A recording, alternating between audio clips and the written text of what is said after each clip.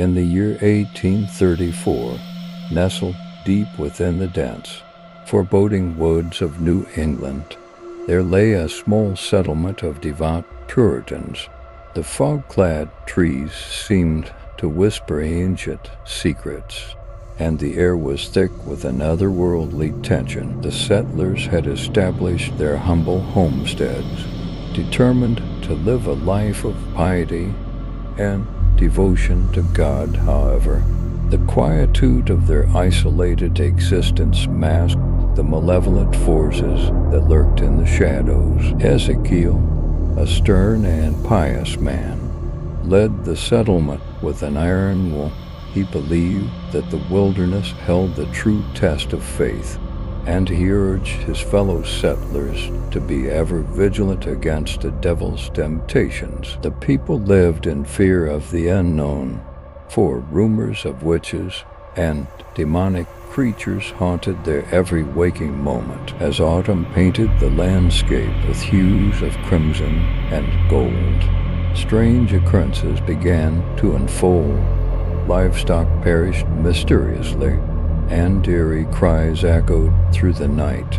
The settlers whispered of a malevolent presence, attributing the misfortunes to a covenant with the devil. Ruth, a young woman with wild auburn hair and an air of mystery, became the focal point of the settlers' suspicions. Her demeanor set her apart from the others.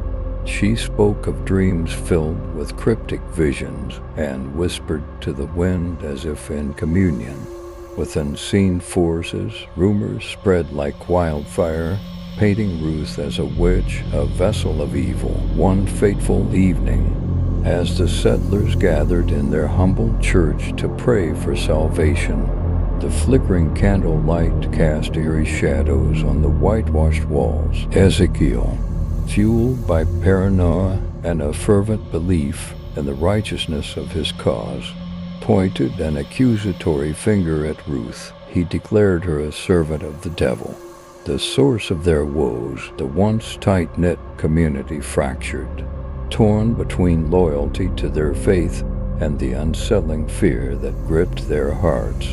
A tribunal was convened, and Ruth, clad in tattered garments, stood accused in the dimly lit chamber. The air was charged with tension as Ezekiel, with a fire in his eyes, presided over the proceedings. Witnesses spoke of dark rituals in the moonlit woods, where Ruth allegedly communed with demonic entities. The testimonies were vivid, filled with tales of unholy pacts and spectral apparitions. Ruth, defiant yet vulnerable, pleaded her innocence, her eyes searching desperately for a flicker of understanding in the stern faces of her accusers. As the night wore on, the atmosphere grew oppressive, suffocating those in attendance. The wind outside seemed to carry the mournful wails of unseen entities. Ezekiel, unwavering in his conviction, proclaimed that Ruth must be purged to save the community from the devil's grasp. With solemn determination, the settlers led Ruth to the edge of the dense woods, a place where shadows clung to the trees like malevolent spirits. A stake was driven into the cool earth, and the settlers bound Ruth to it. The autumn wind whispered through the barren branches, as if the forest itself mourned the impending tragedy. The fire was kindled, and the flames danced with an unholy fervor. As the pyre consumed the wood, a haunting silence fell over the assembly. Ruth's eyes, filled with a mixture of defiance and despair, locked onto Ezekiel's gaze. In that moment, the conviction in his heart wavered, but the fear of the unknown held him captive. As the flames licked the night sky, a spectral figure emerged from the shadows of the woods. It moved with an ethereal grace, a manifestation of the darkness that surrounded the settlement.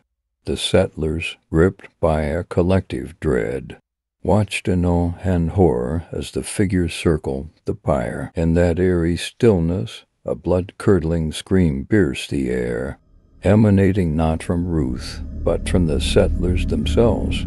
The spectral figure merged with the shadows, leaving behind an ominous presence that lingered in the hearts of those who bore witness. The settlement, once united by faith, now stood fractured and haunted by the specter of their own actions. The woods, once viewed as a spiritual battleground, whispered of the sins committed in the name of righteousness. The malevolent forces, stirred by the injustice, continued to cast their ominous influence over the land, forever marking the settlers with a dark stain on their souls. And so the settlement of devout Puritans, once bathed in the golden glow of autumn, descended into a perpetual twilight, where the line between good and evil blurred, and the echoes of the past reverberated through the haunted woods for generations to come. Years passed, and the settlement remained shrouded in an unsettling stillness. The once vibrant fields lay fallow, as if the very earth recoiled from the dark memories that lingered. The survivors, haunted by the collective guilt of condemning an innocent soul, were tormented by dreams that mirrored Ruth's cryptic visions. Ezekiel, the self-appointed guardian of the community's faith, bore the weight of his actions like a heavy chain around his soul. Sleepless nights were plagued by haunting whispers that seemed to emerge from the very walls of his austere dwelling. His once unwavering belief in the righteousness of his cause crumbled, replaced by a gnawing doubt that festered like a wound refusing to heal. The spectral figure, having become an ominous presence in the collective consciousness of the settlers, continued to manifest in moments of darkness. Shadows danced on the periphery of their vision, and the wind carried with it an otherworldly murmur that seemed to echo the pain of a wrong spirit seeking retribution. The settlement's decline mirrored the withering of Ezekiel's authority. Families abandoned their homesteads, seeking refuge in neighboring communities. Those who remained lived in perpetual fear, their eyes darting nervously at the slightest rustle of leaves or creak of a branch in the wind-whispered woods. In the heart of the settlement, where the church once stood as a symbol of divine order, now stood a dilapidated structure reclaimed by nature. Vines snaked up the weathered walls, and a thick layer of moss clung to the pews that had once been filled with fervent worshippers. The pulpit, where Ezekiel had once preached with conviction, now stood empty and forsaken. The descendants of the settlers, born into a legacy tainted by the sins of their forebears, grew up with cautionary tales of the cursed woods and the spectral figure that haunted the edges of their existence. Superstitions took root, and the settlement became a place spoken of in hushed whispers, its name evoking a chill that transcended generations. As the years turned into decades, the settlement slipped into obscurity. The woods, once a backdrop to the tragedy, thrived in their solitude. Nature reclaimed the scars left by human hands, and the spirits that had borne witness to the injustice watched with a spectral gaze as time cast a shroud over the haunted history. However, the spectral figure lingered,